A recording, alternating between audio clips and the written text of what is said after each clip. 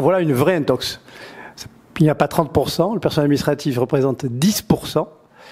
Et si on enlève les secrétaires médicaux qui sont proches des patients par définition, puisqu'ils prennent des rendez-vous, ils aident les médecins, ils aident les soignants, le chiffre administratif est de 5%. Par contre, la question qui se pose, pourquoi ce chiffre, cette intox a bien marché? Alors pour deux raisons. La première, c'est l'ignorance, pour certains qui la véhiculent, des données réelles de la comptabilité et des effectifs. 30%, c'est le personnel non médical qui n'est pas au lit du malade.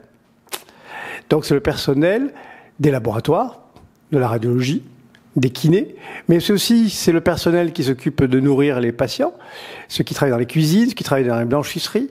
Il y a aussi les personnels dits de recherche, et dans les CHU, c'est important, dans les CHU, il y a des attachés de recherche clinique qui constituent les personnels administratifs, qui fait qu'on est arrivé à ce rythme de 30%. Mais ce qui est étonnant, c'est de savoir, derrière cette intox, qu'est-ce que ça cache?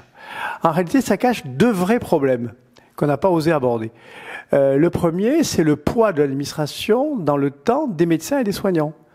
Moi, j'aurais aimé qu'on traite combien de temps une infirmière, combien de temps un médecin passe à la gestion administrative. Ça, c'est la première question qu'on peut poser. Pourquoi on n'essaie pas de travailler sur cette réflexion? Et la deuxième, c'est face à un État qui est très inflationniste en normes, en procédures, en process. Est-ce qu'en réalité, c'est pas l'État qui, par la définition de ces normes, par la multiplication des procédures, conduit à ce que ces personnels soient accaparés par les tâches administratives? Donc, vous voyez, à travers une fausse nouvelle, une fake news, il y a en réalité une vraie question. Et la vraie question, on la débat pas.